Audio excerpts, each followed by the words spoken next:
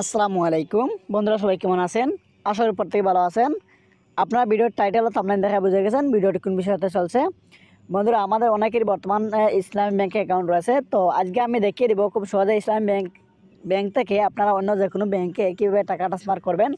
আমরা অনেকেই জানি না যে ইসলামী ব্যাংক থেকে কীভাবে অন্য ব্যাংকে টাকা ট্রান্সফার করতে হয়। তার জন্য আমরা কী করি, অনেকেই আবার আমরা ব্যাংকে যেয়ে থাকি। তো আজকে আমি দেখিয়ে দেবো যে ঘরে বসে আপনারা খুব সহজেই কীভাবে আপনি ইসলামী ব্যাংকে টাকা ট্রান্সফার করবেন আপনার হাতের মোবাইল দিয়ে সেলফিন অ্যাপসের মাধ্যমে। তো তার জন্য আমি কী করছি, আমার সেলফিন অ্যাপসটি ওপেন করে নিচ্ছি। তো এখানে আমার পিন দিয়ে আমি লগইন হয়ে গেছি। তো লগইন হয়ে যাওয়ার পর আপনি যেহেতু টাকা ট্রান্সফার করবেন, তার জন্য আপনি কী করবেন, এখানে লেখা দেখছেন যে ফান্ড ট্রান্সফার নামে একটি অপশন, আপনি এই অপশনের উপরে একটা ক্লিক করে দেবেন। তো আমি ফান্ড ট্রান্সফার এটার উপরে ক্লিক করলাম। এটার উপরে ক্লিক করার পর আপনি যেহেতু ব্যাংকে টাকা ট্রান্সফার করবেন, যার জন্য আপনি কী করবেন, এখানে আদার্স ব্যাংক নামে যে অপশন রয়েছে এটা সিলেক্ট করে দেবেন। তো এখানে আমি কী করবো, টাকা যেহেতু ব্যাংকে ট্রান্সফার করবো, যার জন্য আমি আদার্স ব্যাংক এটা সিলেক্ট করে দিচ্ছি। এটার উপরে ক্লিক করলাম। তারপরে দুইটা অপশন দেখছেন বন্ধুরা, আপনার একটা আছে ইএফটি আর একটা হচ্ছে এনপিএসবি। তো এনপিএসবির মাধ্যমে ট্রান্সফার করলে কী হবে, দ্রুত খুব তাৎক্ষণিকভাবে আপনার টাকাগুলো অন্য ব্যাংকে, যে ব্যাংকে আপনি ট্রান্সফার করবেন সেই ব্যাংকে ঢুকে যাবে। আর ইএফটির মধ্যে ক্লিক করলে আপনি কী হবে, টাকা যাবে কিন্তু অনেকটা ডিলা বা অনেক দেরি হবে। তো একদিন সময় নিতে পারে ইএফটির মাধ্যমে ট্রান্সফার করে। আর আপনি যদি এনপিএসবির মাধ্যমে টাকা ট্রান্সফার করেন, মানে আপনার মিনিটের মধ্যে আপনার টাকাগুলো অন্য অ্যাকাউন্টে চলে যাবে। তো আমি কী করছি, এনপিএসবির মাধ্যমে টাকা ট্রান্সফার করবো, যার জন্য এটার উপরে ক্লিক করে দিলাম।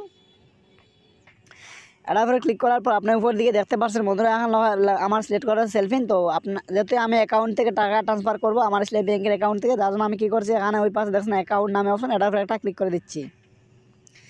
এটার উপরে ক্লিক করার পর নিচের দিকে আপনার অ্যাকাউন্টটি শো করবে। তো আপনি যে অ্যাকাউন্ট থেকে আপনি ট্রান্সফার করতে চাচ্ছেন ব্যাঙ্ক অ্যাকাউন্টটি সিলেক্ট করে নেবেন। তো আমার অ্যাকাউন্টে সিলেক্ট করে দিচ্ছি। তারপরে এখানে দেখছেন আমার ব্যাঙ্ক অ্যাকাউন্টে চলে আসছে। তো এখানে দেখছেন ব্যাঙ্ক অ্যাকাউন্টটি শো করছে। তারপরে এখানে রয়েছে ব্যাংক, মানে আপনি কোন ব্যাংকে টাকা ট্রান্সফার করতে চাচ্ছেন। তো এই ব্যাংক এখানটা সিলেক্ট করতে হবে। তো মানে এখানে দেখছেন এরো চিহ্ন, এরো আইকনের উপরে একটা ক্লিক করে দেবেন। তো আমি এর আইকনের উপরে ক্লিক করার পরে দেখছেন এখানে অনেকগুলো ব্যাংক চলে আসে। আপনি যে ব্যাংকে টাকা ট্রান্সফার করতে চাচ্ছেন সেই ব্যাংকটা এখান থেকে সিলেক্ট করে নেবেন, অথবা আপনি উপর দিয়ে দেখছেন সার্চ বার, তো এখানে লিখে নেবেন। তো লিখে নিলে সহজে আপনার ব্যাংকটি পেয়ে যাবেন। তো দেখুন আমি কৃষি ব্যাংকে টাকা ট্রান্সফার করবো, যার জন্য এখানে বাংলাদেশ কৃষি ব্যাংক এটা সিলেক্ট করে দিচ্ছি আমি। ঠিক আছে, আপনার ব্যাংকটি আপনি সিলেক্ট করে নেবেন। আপনি যে কোনো ব্যাংকে ট্রান্সফার করতে পারবেন, একই সিস্টেম। তারপরে রিসিভার নেম, মানে আপনি যে অ্যাকাউন্টে ট্রান্সফার করতেছেন সেই তার নামটি কী এখানে লিখে দেবেন। তো অবশ্যই আপনার যার অ্যাকাউন্ট ট্রান্সফার করবেন তার নামটি এখানে জানতে হবে। তো তার নামটি এখানে দিতে হবে এবং তার নামটি আমি দিয়ে দিচ্ছি। তারপরে নিচে দেখেন রিসিভার অ্যাকাউন্ট নাম্বার। তো এখানে আপনি যে অ্যাকাউন্টে টাকা ট্রান্সফার করতে চাচ্ছেন সেই অ্যাকাউন্টটি এখানে লিখে দিবেন। তো আমি অ্যাকাউন্ট নাম্বারটি এখানে দিয়ে দিচ্ছি। অবশ্যই বন্ধুরা আপনার খুব খেয়াল করে দিতে হবে যেন ভুল না হয়। তারপরে এখানে দেখতে পাচ্ছেন আপনার রয়েছে অ্যামাউন্ট, মানে আপনি কত টাকা ট্রান্সফার করতে চাচ্ছেন সেই টাকাটা এখানে দিয়ে দেবেন। আপনি 1 লক্ষ বা 70, 80 হাজার, 90 হাজার যা চান তা দিতে পারেন। তবে ন্যূনতম আপনি 100 টাকার নিচে কোন টাকা ট্রান্সফার করতে পারবেন না। তো যার জন্য আমি কী করছি, এখানে আপনার দেখানোর জন্য আমি 100 টাকা দিয়ে দিচ্ছি। আর টিউটোরিয়াল পারপাসে আপনি চাইলে 1 লক্ষ কিংবা 70, 80 হাজার বা তারও বেশি ট্রান্সফার করতে পারেন আপনি। তারপরে এখানে দেখছেন পেমেন্ট রেফারেন্স, মানে এখানে আপনি দিয়ে দেবেন কোন পারপাসে, যেমন আপনার ফ্রেন্ড কিংবা রিলেটিভ বা মাই সেলফ, যেখানে একটু কিছু লিখে দিবেন।